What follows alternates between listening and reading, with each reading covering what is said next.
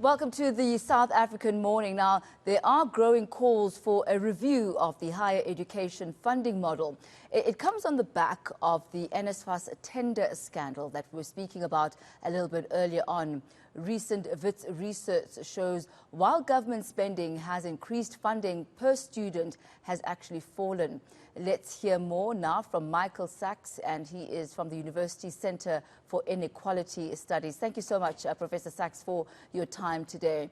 Now, in the study that you've done, you acknowledge the fact that the 1.1 million students or so who are benefiting from NSFAS are being empowered, they're giving opportunities that they ordinarily would not have had.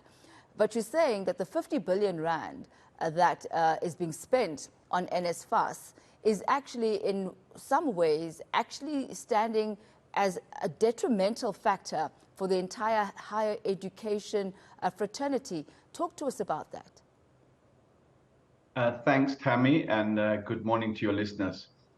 The point we are making is that, NSFAS funding, which is the funding that goes directly to the students, has expanded extremely rapidly over the past 5 or 6 years. So in 2017, the NSFAS budget was about 10 billion. It's now 50 billion. And that money is, it doesn't all go into the pockets of students. Part of it goes into the pockets of students to pay for their school books and their food and their living needs. Part of it goes to pay for their accommodation, and part of it goes to pay for school fees. But there is another stream of funding that universities rely on, and that is the core funding. Because remember, NSFAS students aren't the whole university population. So the core funding that goes to universities and the infrastructure funding that goes to universities has not kept pace with this really huge increase in funding for students. So the danger that we face is a number of imbalances developing within the higher education system, where you have a massification, a large increase in the number of students who are able to pay to go to university because they're sort of supported by NSFAS. But the core funding for those universities, the infrastructure funding for those universities is cut. So you get more and more students entering into a system that it doesn't have the complementary funding needed to maintain the quality of education that we've come to expect at our universities. The other big danger or imbalance that arises is all of the students going in through NSFAS are, of course, undergraduate students. Universities also play an important role in postgraduate education, which is strongly linked to research. And NSFAS is really focused on this undergraduate population, people doing BAs and BComs and BScs.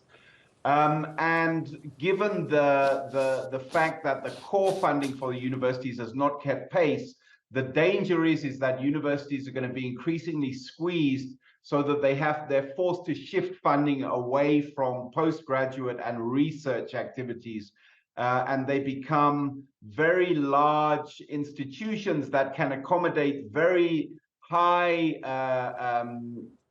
intake of undergraduates, but are unable to keep funding the important postgraduate research activities, and are unable to keep the quality of education that those undergraduates are receiving at the level we've become accustomed to. So what type of solutions, Professor, would you advocate for? I understand that 45 billion rand is what was, handed to universities, and this is in comparison to the 50 billion that was handed for NSFAS. Where is the balance here?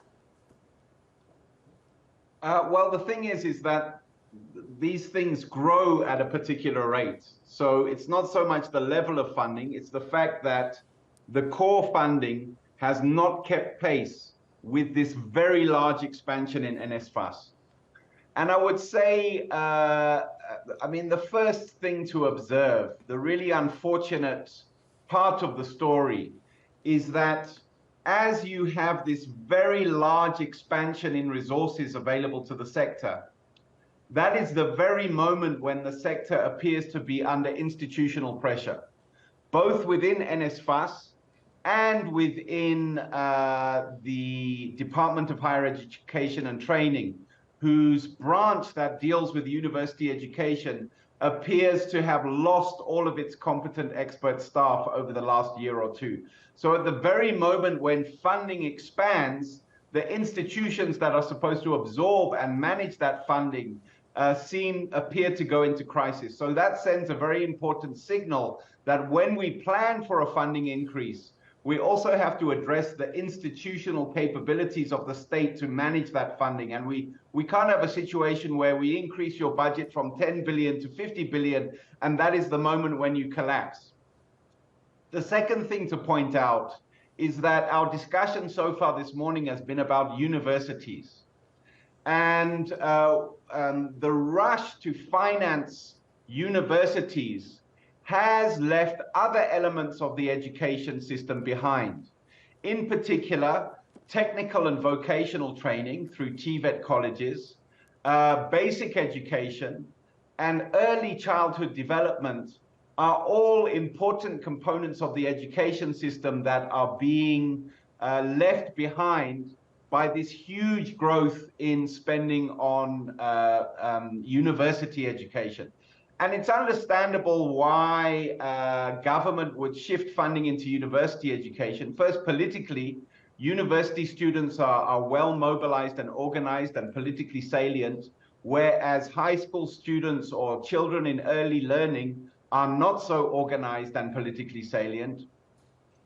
But really policy, the intent of policy should be to create various options at the level of post-school education.